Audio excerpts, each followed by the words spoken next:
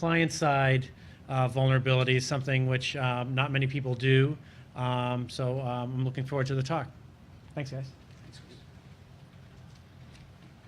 All right. So let's see. Get it going here. All right. So that's us. We're both co-founders of Full Scope Security. I've got a blog, carnalonage.blogspot. I kind of co-blog with Dean DeBeer. So if you're around for Dan's talk, Dean's my other co-blogger. Brand new member of the Metasploit project, focusing a lot on some documentation and a whole bunch of Oracle attacks, which are forthcoming. And happy new proud member of Attack Research. So thanks, Val. And Vince, he blogs and everything else. He's been around for a while. So from a presentations end point of view, we got 4 key points. I want to kind of get across when you leave here that attackers use client-side attacks. That's the new remote exploit. You need to allow your penetration testers to use those because it's replicating the threat that you have every day. And we're doing that because we need to test our organization's ability to detect and respond to those attacks. Let's not pretend that they don't happen. Let's work on detecting and responding to those things. So my quick rant is, if you've told your penetration testing people that are coming in that you can't use it because your users aren't trained, I won't say the word, but that's what you probably knew in your heart when you said that to them. And as a pen test shop, that's probably what you knew as well. So with that out of the way, is that a proper security model? When we ignore problems, do they go away? Anybody? Interact with me a little bit. Right? No. I usually go to the doctor if I have a problem. If we see something going on, ignoring it doesn't go. The attacker won't leave if we just leave him alone. So, all right. So like Chris said, client sides are the new remote exploit. Once upon a time, remote exploitation was easy. There was all kinds of web servers that were easy to break into that hadn't been patched, all kinds of services that were internet-facing, web-facing, nothing was filtered. So it was really easy to break into darn near anything. Traffic going in and out of your network wasn't really monitored as well as it is today. So the new way to get in is from the client side, coming in, going out.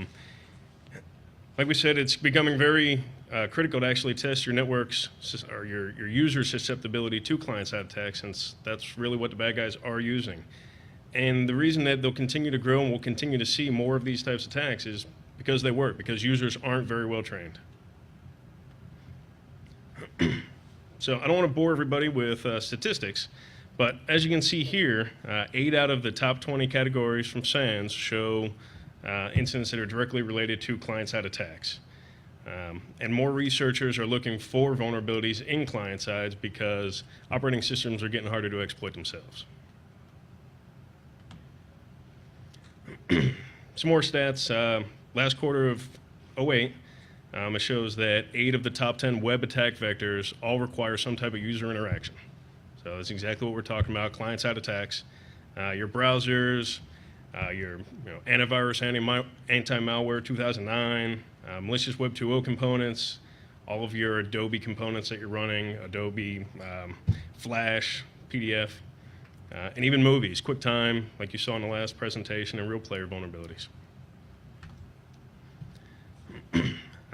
So everybody in here probably has a Nigerian uncle that wants to give him a couple $1 billion if you respond to that email. Well, I'm sure every time, yeah. I'm sure that we've all gotten that email or some other email similar to it. And I hope that all the people in this room, since you're in this room, didn't actually respond to it or click that link. Well, over the last 2 years, 1 in 13 households did click on that link or respond to that email. Reasons where they didn't have antivirus, anti-spyware, anti-phishing.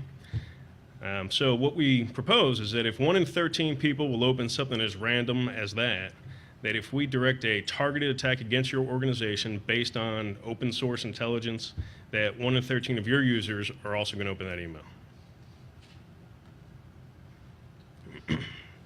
So I talked about the good old days when it was easy to remotely exploit everything. And it's getting a lot harder. And some of the reasons are we actually have these dedicated security teams now. We have SOCs that are in place to monitor all of our daily security incidents. Most organizations understand the differences between your internal network and your external network and what a DMZ really is and what it's supposed to be. We know how to actually dedicate items to servers and harden them properly. We use intrusion prevention and detection systems. And software security is improving in most vendors. So what's the weak link? So the result of all that is the new low-hanging fruit and client-side attacks. So who always has access to your internal network and all of your critical assets? Who's probably taken the liberty of adding themselves to the local admin group, giving them elevated permissions? And who usually doesn't understand security or networks quite as well as all your administrators do? That's right, the user. So let's talk about the user's desktop. It's usually less protected. It's not on the high priority list for your admins, but it's also much more complex in most cases. It's actually usually from some standard build that meets the requirements of your entire business, your entire organization. So you're going to have lots of different apps on, all the same apps on all of your different desktops. And because they're so much more complex, they become much more difficult to patch. You have lots of third-party apps, which equals a lot more client-side attack vectors. So again, why are they so vulnerable? Well, third-party applications, in-house developed tools, lots of things that WSUS or SUS doesn't actually patch. Some organizations that have a very good handle on their baseline and the number of third-party tools may have some third-party app that helps patch those things, but most people don't have that good handle on it. And usually your workstations aren't a priority. Your network admins, your server admins, they want to make sure that server's up to date first. So this isn't so bad, right? Someone's browser. A lot of people may look at this and say, wow, look at all that crap. It's a lot of junk on there.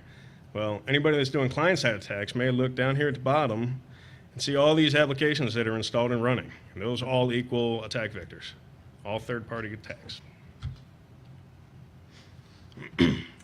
So why would we target users and the user's access versus, say, system if you exploit some service?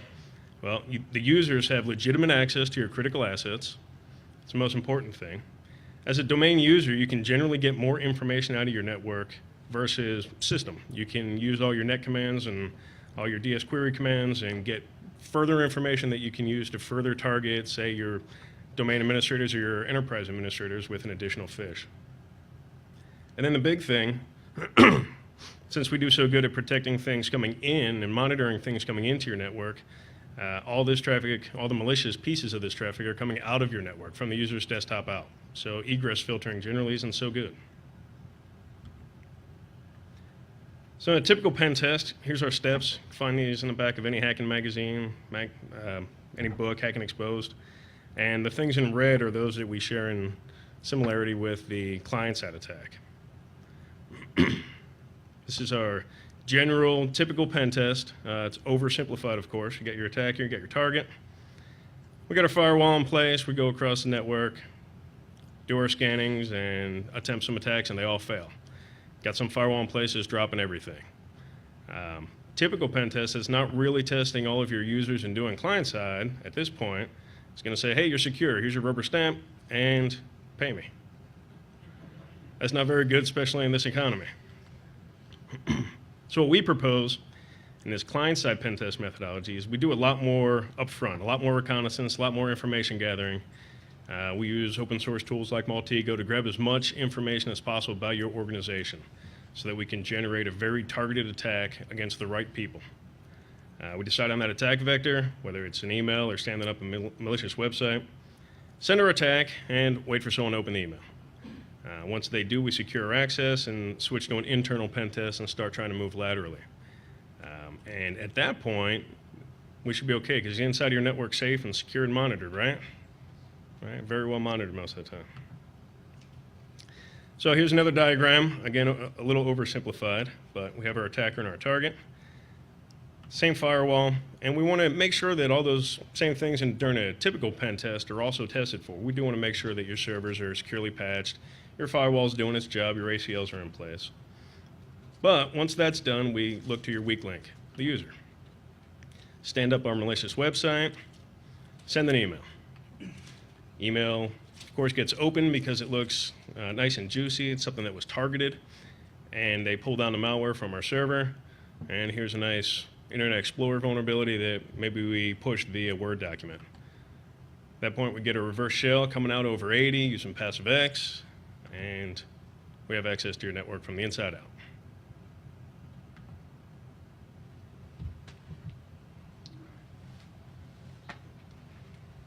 Okay, so common scenarios we can run into while we're doing this. We want to target specific employees or groups. Have you determined during the scoping calls what makes your business money and who controls that? Let me try to send those guys an email, and then do I want to give them a malicious attachment, or do I want to send them to a malicious website? Social engineering, do I just get the user to install my malware? Hey, you need a codec, you need to download whatever. Here's a new current AV update. I need you to install it for me. I can fish for usernames and passwords. Those are fairly common. Or if you want to get, when these are escalating, large-scale client-side infections. Do I have right access to the back end of your database? Can I insert code into every site on your public website or your internal wiki or whatever? And then scopes within that. Maybe I just want to track metrics. So if the client's not too keen on you running code or throwing things on the boxes, let me just gather metrics and see how many people actually clicked my link and then how many people actually entered in data on my phish site. Maybe I want usernames and passwords and that's all I want.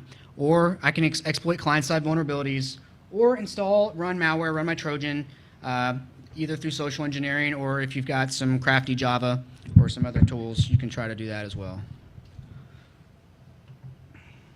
So here's our entry points. All those should be fairly common to most of the people in the room, right? So all our Office, Adobe stuff. Yay for Adobe the past couple weeks. Browsers, ActiveX, you name it.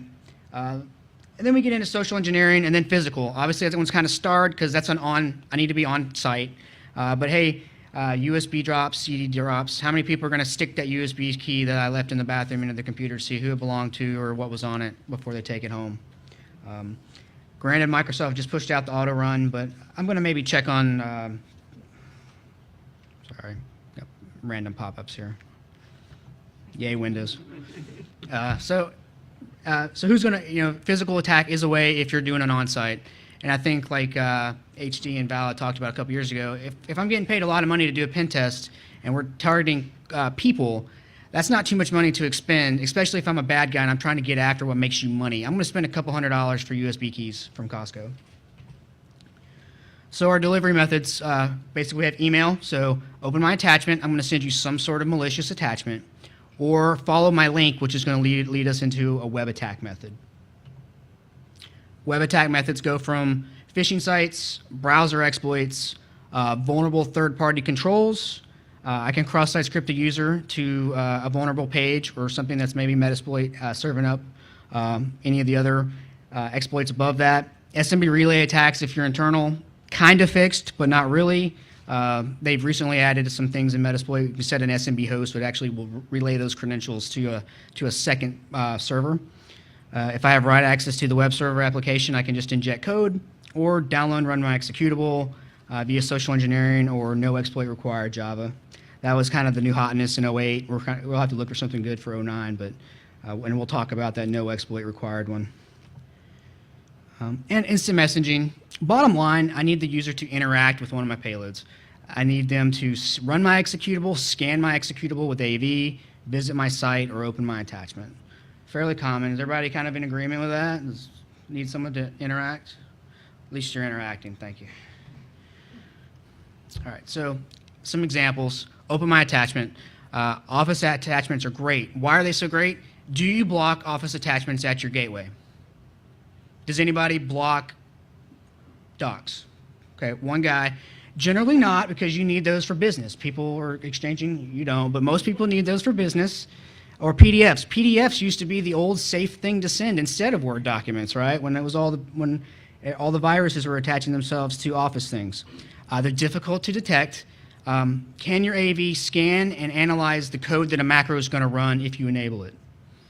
I don't know of any that do that. So if I have some malicious macro code, maybe if I use the stuff from Metasploit, it can find Metasploit in there. But if I've written my own custom tools, like maybe I build my binary and run it on the box, AV is not going to detect that. So thanks to Metasploit, macro creation is now super easy, which kind of sucks because that was really the old reliable. We'll drive on through that. So a personal example from one of our pen tests, it was like, hey, free flu shots available. It's flu season time. Everybody wanted their flu shot. All I need you to do is open my spreadsheet and you get all the information about where to get your free flu shot. Would any of your users on your network probably open that at flu season? Right, that's all I need. Again, so I get them to open that and I get my user access out.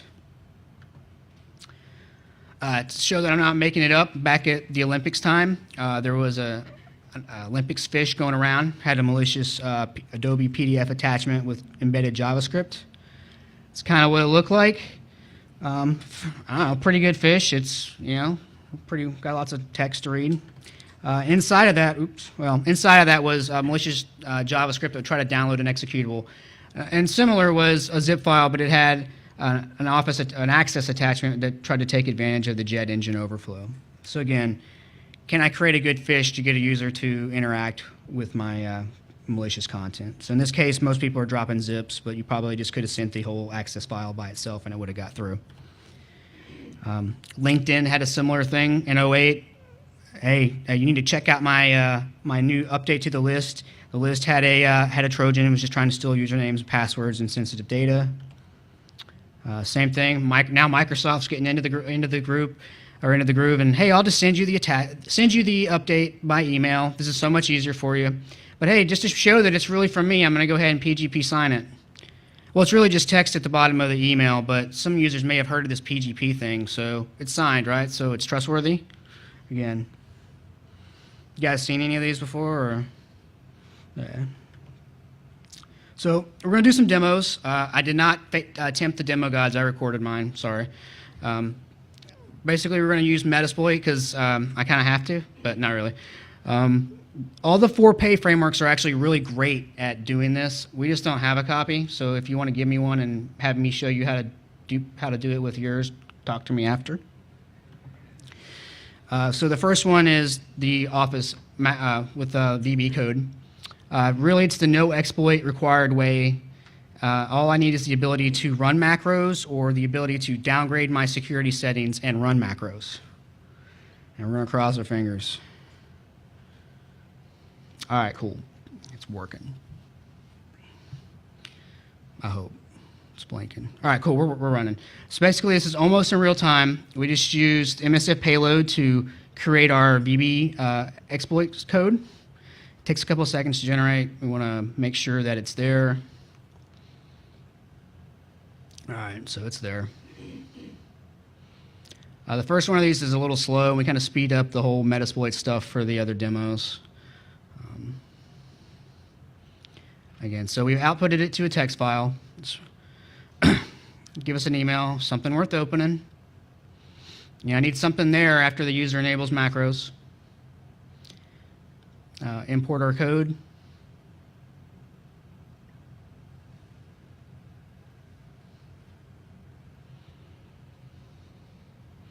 Make sure it's there. Save it.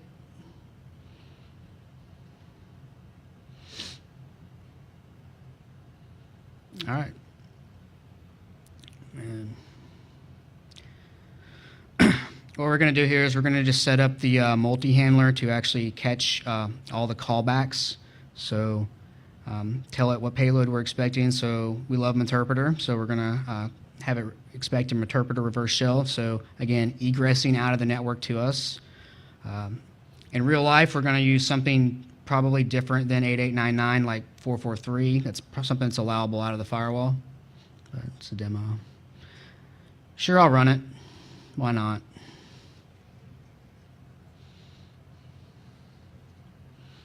It's about all it takes. At the end of the presentation, we'll talk a little bit about how to protect from that. So how do you guys think is the way to protect from that?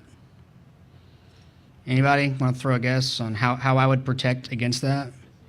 Strong group policy, right? I don't allow the user to enable that macro. If you're in a position where you need to have them enable macros, then we could put them in their own OU.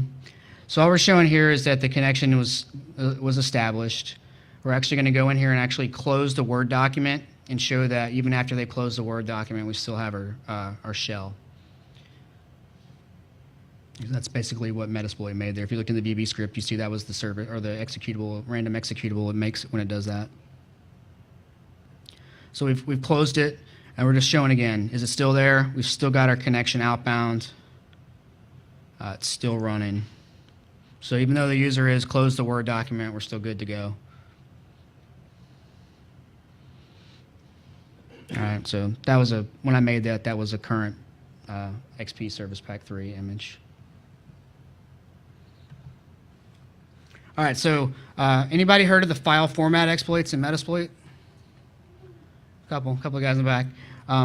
Basically, what the file format exploits allow you to do is encapsulate what used to be served up when you hit the web browser for Metasploit, and actually encapsulate that in the vulnerable application. So if it's a PDF, I can make a PDF. If it's a web payload, I can actually make a .html with that payload. So what the importance of that is, if you've got a control that's not marked safe for scripting, so say if someone browsed to me on the internet with that, you may get enough prompts, or your Internet Explorer settings may be enough to not allow you to run that. Where if I can get you to open that file locally, it's going to take advantage of a different set of permissions.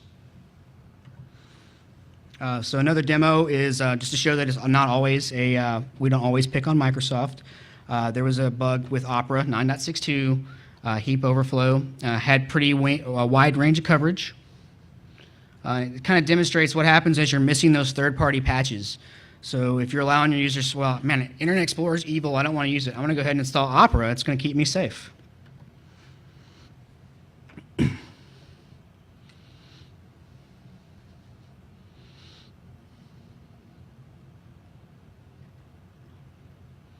And most of these exploits are in the trunk now, if you guys are following that. So again, we just set our output file name to HTML isn't evil, set up our reverse shellback when the ports. It basically outputs the file into one of your home directory, not your home directory, but in a Metasploit directory. So basically, then you attach that to your email and send it off to the people you've gathered via open source. So get it into their inbox, get it into their desktop.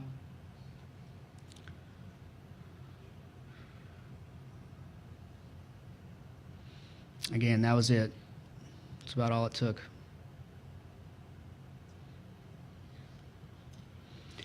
Do any of you guys see that as a much better attack vector, that I can actually send you an email versus having you hit that link or coerce you otherwise? Some organizations are obviously more inclined to open an attachment versus actually browse out. So basically all we're showing there is, hey, that's still running, that just exploited the Opera things. Again, PDFs, sorry I don't have the new one. I'm not cool enough yet to have the code. I'm not on the Immunity early release stuff. Again, really wide range of coverage for this Adobe vulnerability. So if you're in an organization maybe where for some sort of business case you can't upgrade to 9, you may be stuck with some old versions of Adobe. So let's demonstrate that, hey, what happens when I'm missing patches on a regularly allowable third-party application?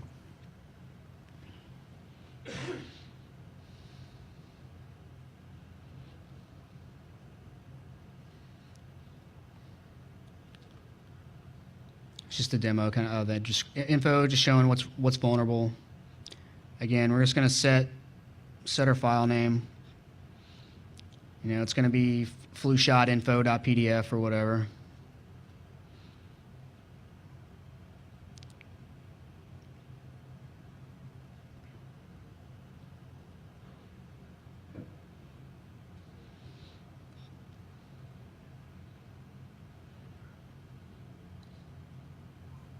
Again, just set up the multi-handler to catch all the callbacks. You can actually set that to false if you want to have it keep sending a whole bunch back to you. So if you send that out to 100 people, you don't want to stop on the first one. But again, open the PDF. Now, everyone in this room would obviously get a little suspicious when we get to the blank PDF opening. But you know, as I'm kind of checking out forums as we were doing some of this, you'd be surprised at the amount of people that were really not that concerned that they were having blank PDFs opened. It was pretty recently they were delivering malicious PDFs via advertisements. I don't know if anybody saw some of that going on. I know Val did. tons of forums like, yeah, I kept getting this PDF open, it was blank, and I didn't know what was up with that. You're owned. If that was up. That's what was up with that. All right, last demo. Basically, we're going to show ActiveX control.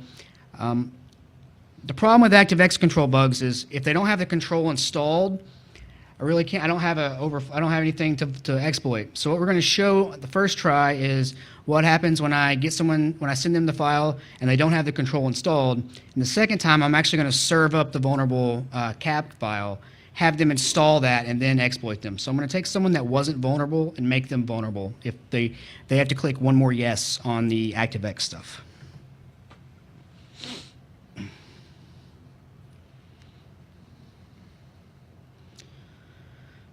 So this is just a ActiveX bug in the eTrust antivirus scan. It's kind of like a web AV scanning engine. So HTML, it's our output file. Same thing, reverse Meterpreter because we love Meterpreter.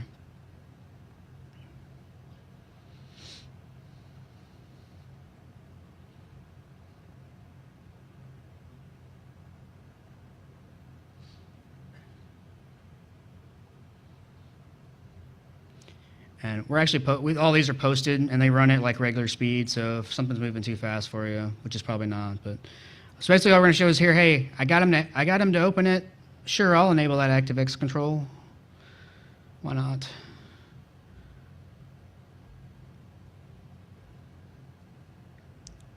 Do you guys have any users that would click on that? I'm sure everybody does. So basically all what happened is it crashed because they didn't have the control installed. So what we're going to do here is that's showing the vulnerable ID. That's actually the URL that's still serving up the vulnerable control today. That's kind of a bummer. And that's the vulnerable control right there. These aren't too hard to find. Plenty of people, archive these for you for development, and sometimes the sites will serve them up. All right, so cab install this time, same thing.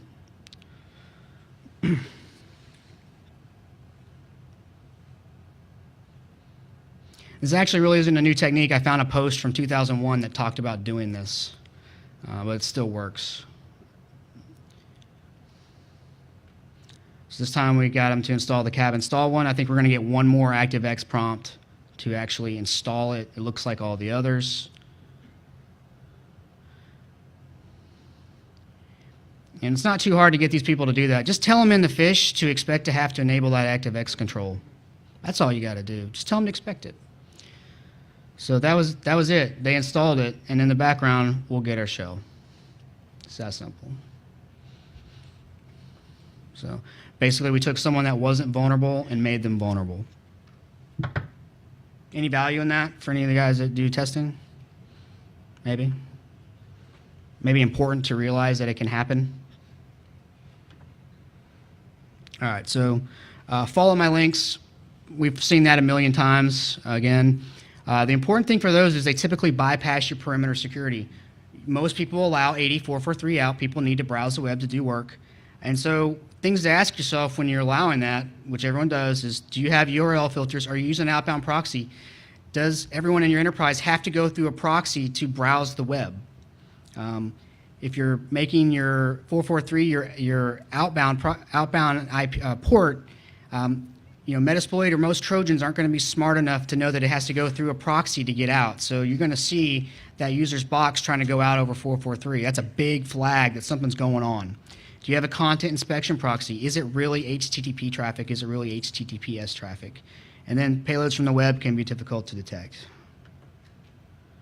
So example from some pen tests, simple password sync. Does anybody have password syncs for their organizations where I've been in places, my first email I got was, hey, you need to give us all this information, so if you forget your password, you can do it without the help desk support. So why couldn't an organization actually roll that out as a great feature for its users? So that's what we get. Hey, go ahead and log on, and then once you log in, we'll go ahead and get all this password information so you don't have to bother anybody later.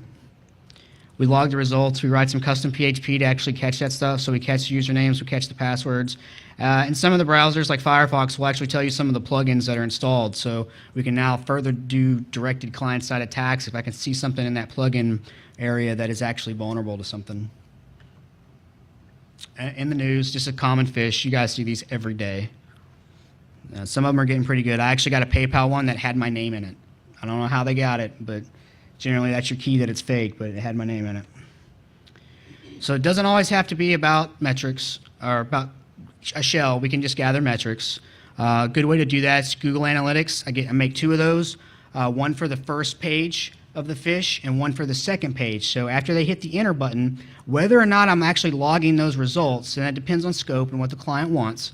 If they just want to know how many people entered in data but not actually log that data, then I just put a second set on the second page. So if they entered in data and hit enter, then they put something in. So I can say I sent the email to 200 people, 100 people actually went to the website, and 15 actually made it to the second page. So I have some good metrics to give back in the report. So web examples, browser exploits, all common stuff. We've seen all those. Those are pretty high-profile ones with the MSO 902 out right now. Hey, thanks for clicking that. It's kind of common. I didn't do any demos of these. These are actually pretty well known. I figured no one would need to see me doing a browser exploit. Same thing, third-party vulnerabilities that have things that interact in the browser. So any of your real players, QuickTimes, as Dino did, any of the AV things that scan. A lot of your AV clients will actually install ActiveX controls when they install stuff. So .mov. Do you really worry about .mov files? Are your users concerned that clicking on .movs would be bad? I would say most people are not. ActiveX controls. So one from another pen test. Personal example, when the Java Web Start vulnerability was going around, we were actually on a pen test for that time, and I used that as a chance to craft a fish to the admins. We'd already gotten access via something else, so we wanted admin access. So I actually sent this just to the admin group, said, hey, there's this thing, you guys manage your own sets of pieces of the network. I need you guys to take a look at this vulnerability and install the patches. And I just copied the whole thing, all the pages from the advisory, and just put them on a printer, actually. So what was on that page was the Access Snapshot Viewer. I don't know if you guys saw this when it came out. Basically what it did was it didn't take advantage of any memory corruption. It just said I wanted to download a file to a location of my choosing on the client. So I just put it in the all user startup, and I just put our Trojan. So every time they logged in, I had an outbound shell. And that was a reliable, we had about 5 reliable shells the whole week of the engagement from that. And it was beautiful because the ActiveX control they were trying to run was a Microsoft ActiveX control. So chances are it's not evil bad guys ActiveX control. It was just Microsoft. So most people would probably allow that. Cross-site scripting attacks. If I can find cross-site scripting attacks in your company's website, so maybe I checked out cross-sitexss.com before I started the engagement. Maybe you've already got a public cross-site scripting vulnerability you haven't fixed. I can take that to exploit the user's trust to redirect them to one of my web payloads. If you're internal, not necessarily internal, but you can try a cross-site scripting shell, limited functionality in my opinion. Or if you're internal, maybe you can try an SMB relay attack. Again, that's kind of fixed. How about if I have write access? Val Smith actually talked about this at Black Hat. Some guys, if you can actually write malicious code into the backend database so it's displayed on every page that the user visits, and just do mass iframe attacks. Again, maybe I want to do this on an internal site, so every internal person, it's not really necessarily a remote attack, it's more of an internal attack, but if I can get malicious code to display every time someone views the site, then maybe I can deliver a web payload to them that way. And that's just a real-world one where those guys got their back-end database hacked and malicious iframes are being served up. Again, we've all seen this one. Hey, you need to install this codec. There's actually a Facebook one going around, so you can get Flash 11, I think it is. It's not out yet, but if you're a Facebook user, you need it. Or Antivirus 2009. Man, I hate those guys. So this one's actually, most of this came from a guy I co-blog with, Dean DeBeer. This actually made the top 10 for Jeremiah's list, the ActiveX repurposing. Basically, it was a Microsoft ActiveX control that would allow you to give it an executable from a URL, download to that, the name of your choosing, then execute it. So that's basically what's happened in the red. There's a whole lot of actual code that makes that happen, but that's the important thing. Download the executable, and then I was able to run that. On IE6, for this fixed with Service Pack 3, they kill-bitted the actual control, but for Service Pack 2, on IE6, it would just run without a prompt because it was trusted. IE7, you'd get the typical, you need to enable my ActiveX control prompts, but it would still run. So that was the fun stuff for '08. That worked every time. So malicious. Aside from the .cn address, would someone consider maybe a blank page malicious or a 404 server error or just under construction? We don't always think that those pages are malicious. So behind the scenes, this is iframe. Everybody's probably seen this a million times, but hey, we're serving up Flash exploits, Office exploits, our game, gled down 2 exploits, and real player stuff. Pretty nasty stuff if I'm allowing Java to run in my browser. So how do I take advantage of that as a pen tester? That's a great attack vector. It's obviously working. It's so prevalent right now. It works, or the bad guys wouldn't be doing it. So how can I use that? Thanks to Browser Autopwn, we can use that. So if you, Browser Autopwn actually does some smart Java to kind of determine user agents and versions and serve up exploits based on that. And you can actually edit this to be your own iframe attack. You just put what you want. So if you just want the MS0902 stuff, if you're pretty sure the organization has a good patching policy, you're not going to get an exploit from 2006 to work. So there's really no reason to try to serve that up. AV is going to flag on that. You're going to get a bunch of things. So if I have something custom or if I have something new, maybe I can just put 2 or 3 exploits. Same thing. I send that URL out. Now they come to think they get a much more targeted attack or just a few things. So that's really powerful and something everybody should be checking out if they haven't. All right, back to Vince.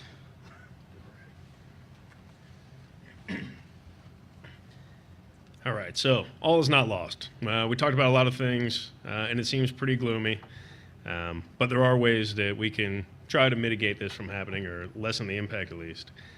Strong desktop baselines, so when we roll out those baselines, make sure that users can't add themselves to the admin group. Make sure that there's not a million third-party apps that you have no way to patch. Spam filters, if that content never gets to the user's inbox, then the user's never going to have the opportunity to make the mistake and get your network compromised. Outbound content filtering and egress filtering.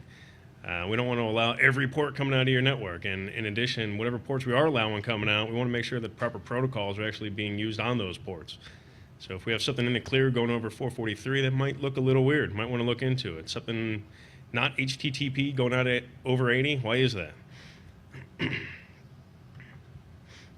On the host, IPSs, let's not allow things that weren't resident or part of your policy to actually execute. Managed AV, we've been a lot of places where the AV is up to the user. So we find all different versions of the DAT files. Strong group policy. When we talked about macros, macros been old faithful. So a lot of places that we've tested, the settings are set to high, which means the users, the macros themselves don't execute automatically. But the GPO allows the users to lessen that down to a medium security policy, which then allows the macro to be executed. And that has worked, I want to say 100% of the time. Host integrity monitoring, again, if it wasn't there to start with, it shouldn't be there now. And user scareness training. So it's easy to sit through once a year, sit through a PowerPoint presentation that says don't click on links, don't go to these bad sites, and at the end of it, someone just says, "Yep, I got my training for the year." But it's important to really scare your users, let them know what the real threats are, how they alone, by opening their email or browsing to some site, can totally compromise the security of your network and give up all those critical assets that they're trying to protect. Yeah, and the important one of that is your client-side test can be your awareness training. When you send that phish email out to the enterprise or to 300, 500 people, how many people called the help desk and said they got a weird email, right? encourage your users to do that. It's probably hell on the help desk or your security if you got a SOC, if they're getting all those emails. But are the users actually saying, man, this is kind of weird. Can you look into this for me? Because that's real world training, and that's what they need to be on the lookout for, and encourage them to report that. So inspiration, Lenny Zeltzer's done a lot of great work with using client sides or how to test for those. Core Impact guys, attack research, and then there's some stuff on SANS there. The guy came out with a really good white paper on how to use targeted social engineering. And that's it. All the demos are on the Vimeo channel now if you want to check them out. If you didn't see something or want to see it again. And with that, I'll open it up to any questions if anybody has any. Yeah, I have a question about the phishing attacks you pull off. Do you usually spoof email addresses to look like internal, legitimate email addresses? Yes. And the second question I had was, do you usually have to sell the team you're working with during engagement on the idea of doing client-side attacks, and how hard is that to sell them on? Most definitely have to sell it, and that's kind of what this is an awareness thing to say, hey, you need to, it's happening, so you need to test for it. It's replicate the threat, and it isn't, don't get me wrong, it's not an easy sell. Anybody here that does pen testing will tell you it's extremely hard to get someone to buy off on that. The best thing is you can try to slip it into the scope, force it upon them, or ideally you have clients that are security aware enough, they're past the test my remote or just give me enough of a pen test to pass my PCI certification. People that are actually really interested in protecting what makes them money. If I can get you to identify what makes you money and then start having you think about what you're doing to protect it, then that's a natural thing to say, well, client sides are how people are getting in. If someone does that, am I protecting my critical data that way? Yeah.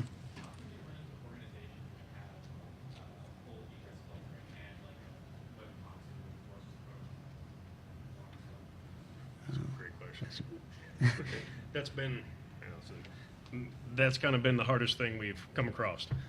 So we've written our tools to match protocols. If you have something that's actually looking at content, we've written tools to try to set timing to look like the real protocols. But things that are actually using proxies, we're still working on that problem. That's a very good defense mechanism. Making sure that it's a lot of people. No. I don't think so. I mean, that's kind of open for everyone else.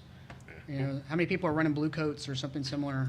Let's put it this way. We've run into places where if we tried to come out over, say, 443 without using SSL, everything got dropped and we were unsuccessful. As soon as we switched it to SSL, it worked. So we've been successful 100% of the time. So we've never run into a combination of both those things. So, in your presentation, testing users and testing for client-side vulnerabilities seem to be equated, like those two things are together. However, it may be an easier sell to just claim that you're testing vulnerabilities in client-side applications. You don't necessarily have to fish the users in order to lure them to click on something. You just can send them an official email saying, I need to test your client applications to figure out if they're vulnerable or not. Sure. I mean, you could get one of your trusted insiders or whatever to click on that link for you and start working, working from there. So my question is there any other way to test for client applications to figure out if they are patched or not? Well, I guess someone could give you a build. Give me a laptop with your standard build, and then you kind of takes the fun out of it, but you could do it that way. You could then deliver a pretty detailed report of what you found. And really, in that circumstance, you get to test what that baseline is and to see if those client vulnerabilities exist or not. But if you're trying to test to see if an attacker can get access to your network or your organization's critical information that may not be on that particular baseline, but that's only your entry point, then you're really not testing the entire organization as a whole. So. Sure. A couple months ago, I remember reading about a government agency that did a similar pen test to what you described, but didn't notify certain people, the security staff, and therefore they got their wheels spun up about this when they shouldn't. Sure. Not us. How do Doing pen tests like this, how do you prevent things like that from happening? Trust agent. Yeah, you'll typically have some sort of trusted agent inside of that, someone that knows what you're doing. Obviously, you want to keep that limited. It's the same thing of running into, I don't want everyone to patch everything before I show up for the pen test because we're not giving you an accurate representation of how you're managing your network. But having somebody in there that can stop the 5-alarm fire from going off when that goes off, you know, they may be expecting the email. I mean, depending on how much control the customer wants, you could even tell them what the email is going to look like and what it's going to be trying to exploit. So that way you have a guy managing, if you're testing your SOC's response times and what they're doing, that guy can watch and see how your internal team is responding to that threat and kind of keep that from, you know, getting too elevated. Really just articulating that to the customer, what they're expecting. Anything else? So with the companies where the brand is kind of listed in that, have you seen any commonalities in terms of, in some companies and some can't, less percentage of the users, or lower percentage of the users actually go and click on the link or open the document versus the others, and what do they have in common? You know, basically what works in user education. What works? Current events. Current events, I mean,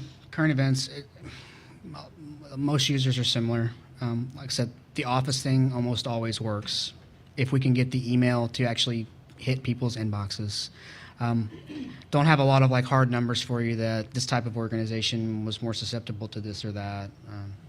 It's Mostly the organizational practices that you're looking right. for. Organizations that have this process or this policy or this kind of stuff Right. have what lower percentage of users being susceptible to attacks versus organizations that don't have. Sure. I see what you're asking. I don't have any numbers for you. Anybody else? Yeah, I step up quickly. I hope you didn't. Did you mention anything about using social networks as an attack vector? As an attack vector, I didn't specifically mention that. Or we mentioned like that's one of your entry points or one of your. It was definitely one of the top 10. Is like all the random widgets and things. But you could definitely use that as part of your basically part of your open source intelligence gathering process. You're definitely going to use those tools, and that could definitely be a way. How about I just send your guys LinkedIn messages with my payload versus sending it to your corporate inbox Do you guys use things like Facebook and MySpace and LinkedIn? For info gathering. for info gathering? Not for actually penetrating. Not usually. The problem you could run into that is now I'm maybe getting the user to open it at home, and now I'm getting something off his cable modem, which is probably not in scope. It depends. If it's sky's the limit, then yeah, it is. But we're really looking to see how the organization and the enterprise is protecting things, and not so much him at home off his cable modem. So you limit it by scope, by Yeah, I mean, We don't want to go to jail. I don't want to go to jail, and I want to make sure I don't want to say it's fair, but I want to make sure that we're testing what the customer wants us to take a look at. Can't user systems be used if you have a VPN connection established? Sure. There you go. So That's definitely possible because technically you're on the LAN at that point. And we wouldn't, if that were to happen to us, it would look like we were on the LAN. We'd have a list of hopefully we would have a list of internal ranges to make sure that we're okay to come back from those. Hey, if he's on a NATed 10.10 network, then yep, you're good. So we can continue to go on. And he would have the access that we were looking for. As far as we would know remotely, he was at work. Anything else? All right, thanks everyone for your time.